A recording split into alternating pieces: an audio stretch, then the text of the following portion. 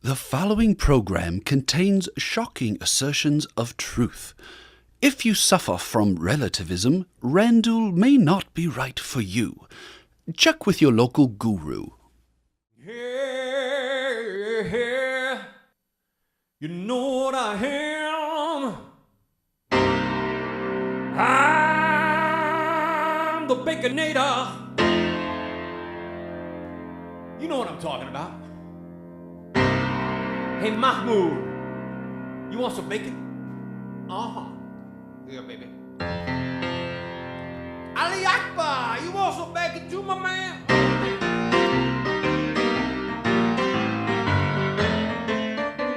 I got some grease on my keys, but it's worth it because I got bacon. Uh-huh. We're going to talk about the Muslim Brotherhood today with some bacon.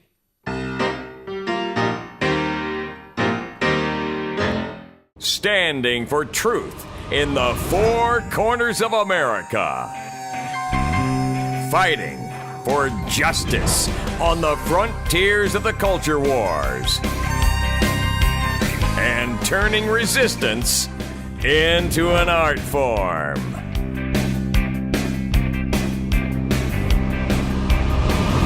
Randall Terry.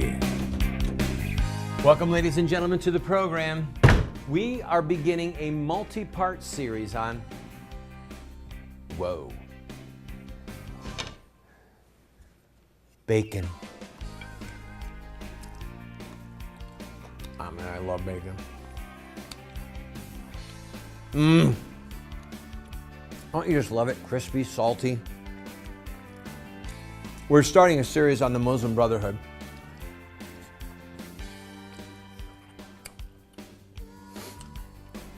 I mean, come on, what better way to start a series on the Muslim Brotherhood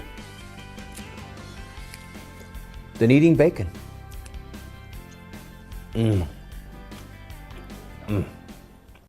Dear children, I never did tell you the time I go to the Turkish National Museum, and what did I see? I saw the glorious swords that Muhammad used to slice off the heads of the infidels.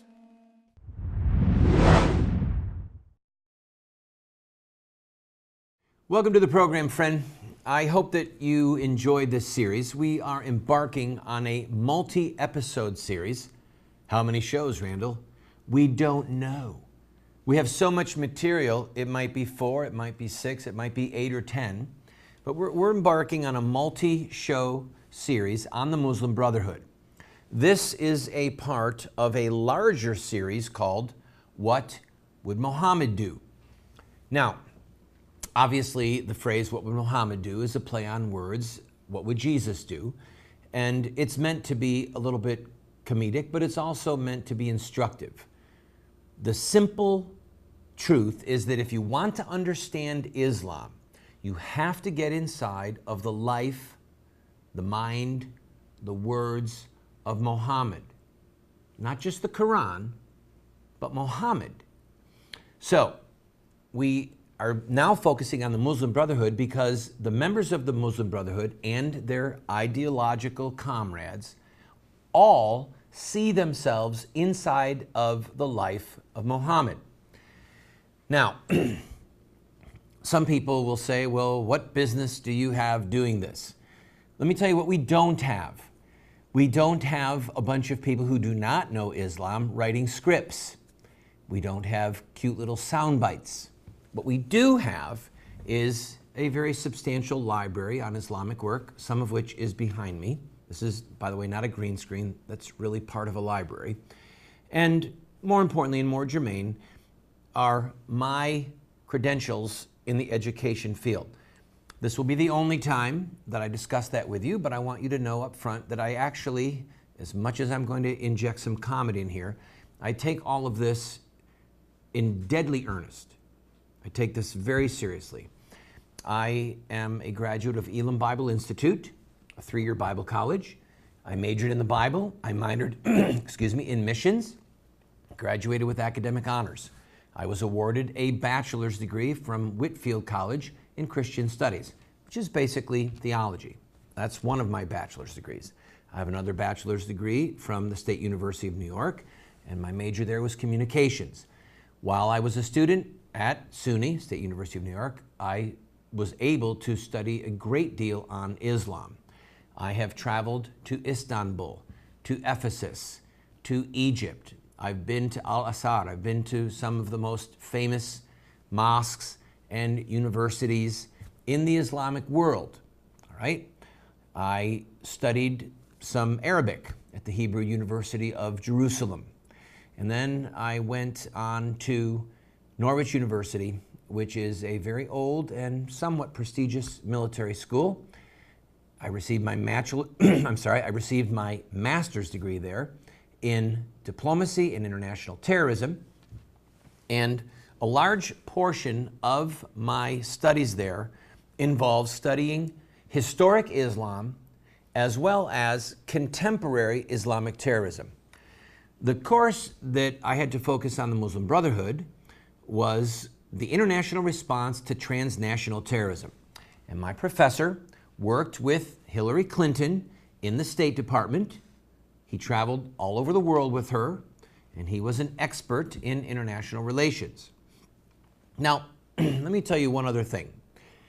When you do graduate work, all right, we're not talking about high school, and we're not talking about, oh, I'm just going to read Wikipedia. There are certain rules, okay? What you have, or let me tell you what you can't have.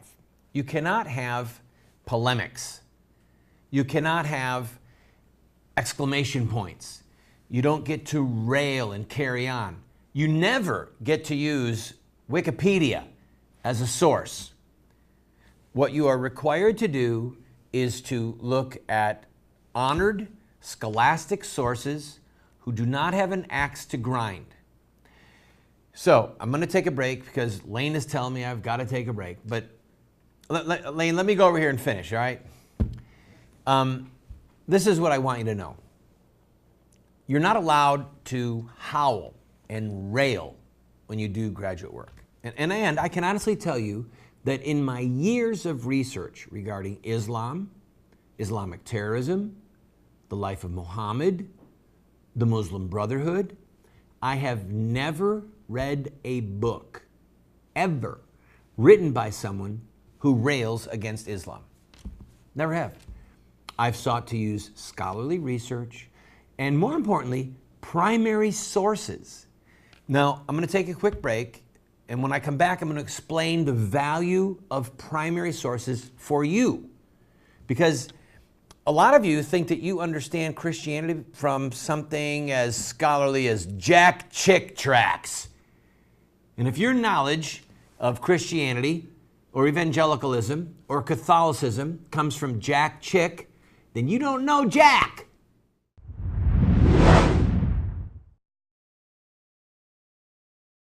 My wife and I, for 5 years, have been grinding our own wheat and baking our own bread from scratch. Within 2 hours, you can have fresh wheat in your hand and then piping hot bread come out of the oven.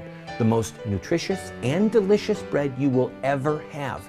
And we do it for under $1 a loaf. Call Paula's Bread and find out about this grain mill and the mixer and how it can save you money and change your life. Hi friend, I'm Randall Terry. President Adams, speaking about Muhammad, said, "The essence of his doctrine was violence and lust, to exalt the brutal over the spiritual part of human nature. Between these two religions, thus contrasted in the characters, a war of more than 1,200 years has already raged."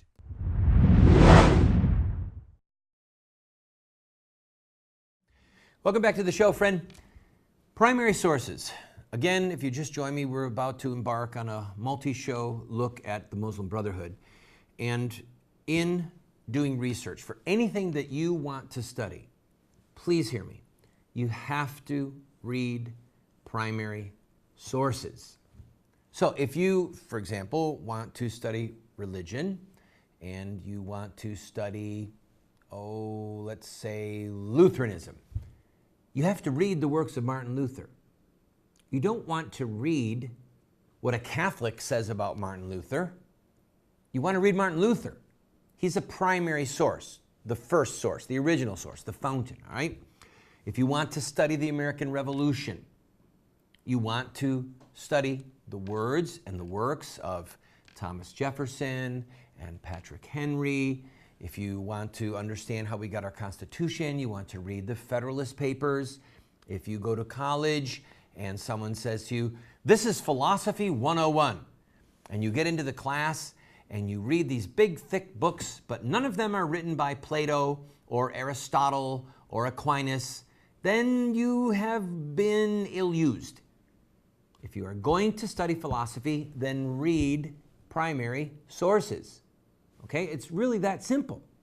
And I have a lot of stories I could tell you about how I, as a student, was first cheated and then learned how to be blessed by going to primary sources. All right? So, next, history. I want to talk to you about the critical nature of history. To understand where we are, let's say as Americans, nationally, or in world politics, in international relations, to understand where we are, you have to know where we came from and how we got here. Okay?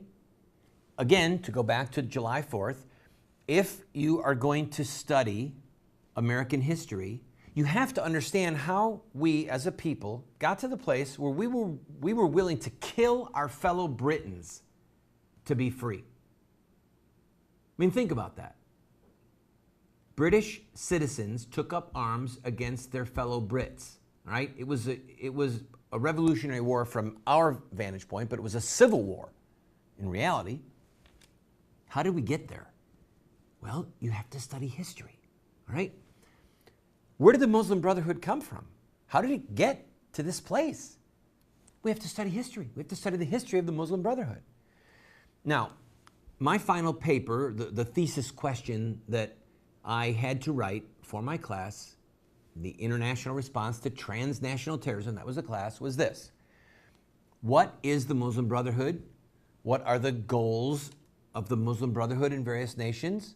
And how is America dealing with the Muslim Brotherhood? I answered those three questions. What is the Muslim Brotherhood?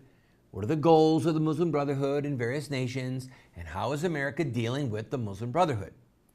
Now, using that research from that paper and building on it and more, I and my team here will now introduce you to the Muslim Brotherhood. And one other note before we launch, and that is this. My research and my papers for graduate work, it's very dry, extensive footnotes, endnotes, sources cited, etc.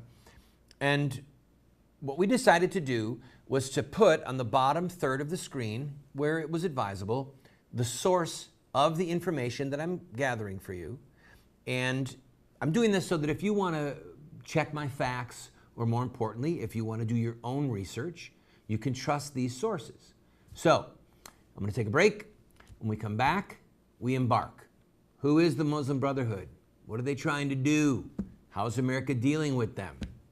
And do they smell like sulfur?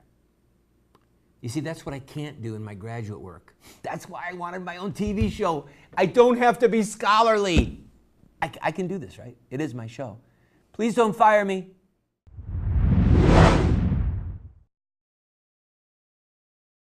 Do you want to have knowledge, wisdom, discernment? If so, you have to read good books on theology, history, books that look at the lives of great men and women. So to help you to become a more effective Christian, a better witness for truth, somebody who can engage in productive conversation that exhorts and edifies those that you speak with, we're going to do something crazy. We're offering you these 7 books for a gift of any size. You just pay for the shipping and handling, and then give whatever gift that you can, and we will send them to you. But just to make it a little bit more crazy, I will send you a second copy of my 3 books, autographed. You can give them as a gift to your pastor or to a family member, and help extend truth and justice in the world. This is While Supplies Last. Moments with Moses. And if by this discipline you are not turned to me, but walk contrary to me, then I will walk contrary to you, and I myself will smite you sevenfold for your sins.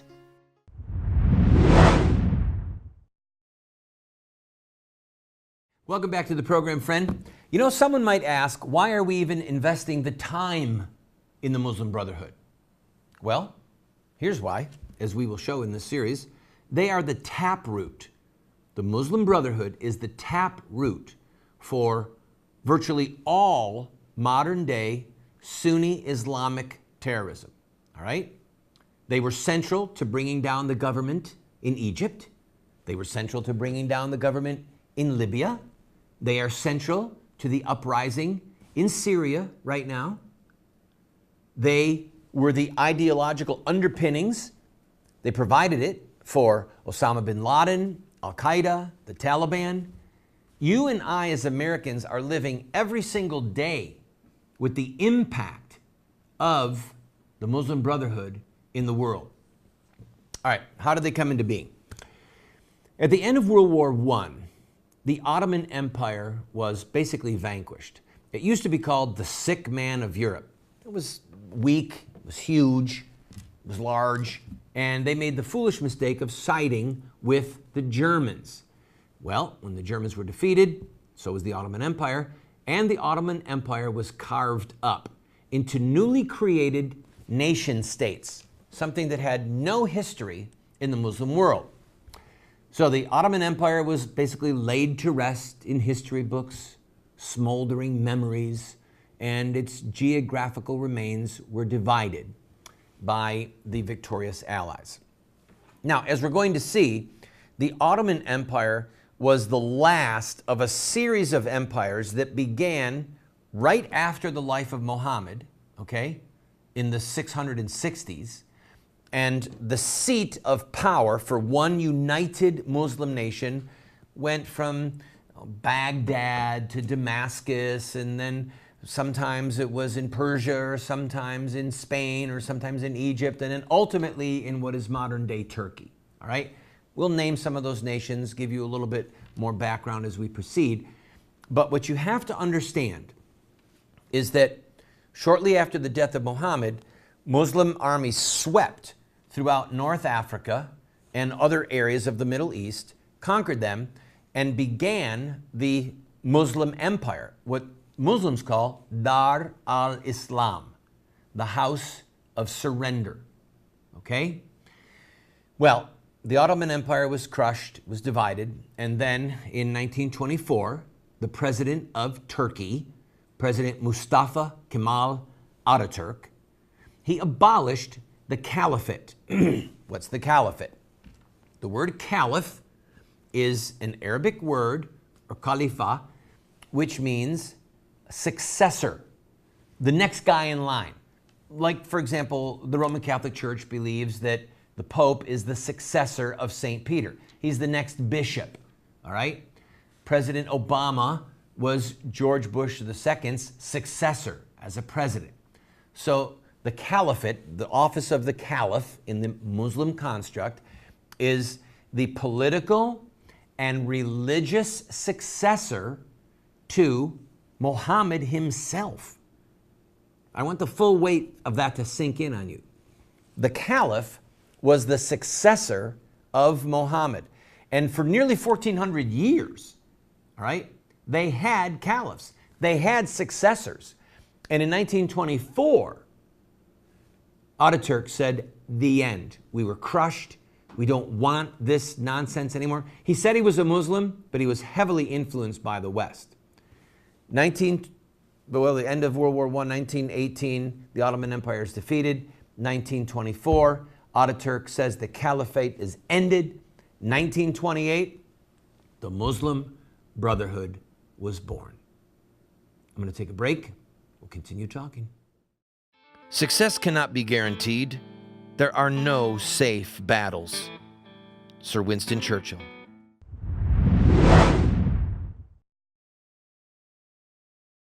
Do you want to get America out of the hands of wicked and unjust men and women who are destroying the republic before our eyes, and put leadership back into the hands of righteous men and women so that we don't die as a nation? Well, you're talking about social revolution, and there are rules in social revolution. We can look at the victorious social revolutions of the past, such as the end of slavery, the end of child labor, women's voting rights, the end of segregation, and so much more, and learn from their victories. Look at their actions, their images, their rhetoric, their sacrifices, and their final fruit. We will send you this series that originally cost $129, 7 books for students, 1 teacher's guide, if you'll give a gift of any size and just pay for shipping and handling. Take advantage of it today.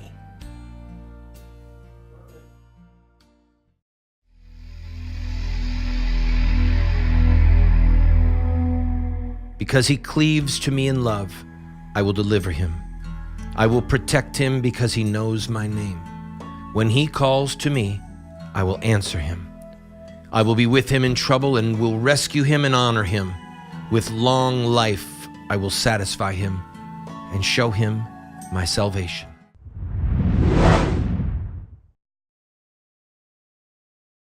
Welcome back to the program, friend. 1918, Ottoman Empire defeated. 1924, the Caliphate abolished. 1928, the Muslim Brotherhood born. Why are they so important? Well, they are either the largest or close to the largest non-governmental Islamic group in the world. All right? Right now we know that they have, well, best estimates are that they have about 2 million members operating in 70 countries. Okay? That makes them a force to be reckoned with. And the fact that they helped bring down the Egyptian government, the Libyan government, and I think the writing is on the wall that they will bring down the government of Syria, means that they are in fact a force to be reckoned with. In fact, virtually every Arab, Sunni, Islamist, and terrorist organization in the world today traces its roots, its rhetorical and ideological framework to the Muslim Brotherhood. It is, as one analyst said, the fountainhead of all Sunni, Islamist, and terrorist groups in the world today. Now, to understand the Muslim Brotherhood, you have to have a rudimentary grasp of the historic and ideological narrative, the story in which they see themselves, namely the birth, the establishment, and the international spread of Islam, starting with Muhammad himself. Now, to close out today's program, let me make a comparison. And by the way, this is just by nature of comparison. I am not comparing our Lord Jesus Christ, true God and true man, with the false prophet Muhammad. But it still bears looking at. If you're a devout Christian, you have 2 goals, usually. Number 1 is to imitate the life of Jesus, to read his teachings, to follow his teachings, to try and be like Jesus. Hence the phrase, what would Jesus do? Your second goal would be to study the early church, right? Study the book of Acts, study the first generations of Christians, and to mimic what you see in the early church. It's really simple. We want to weave ourselves into that narrative. Well, that's what the Muslim Brotherhood wants to do with Muhammad and with his early companions and with the establishment of Islam. So if you want to understand the Muslim Brotherhood, you have to study the narrative of Muhammad's life and the first successors that followed him. Talk to you tomorrow.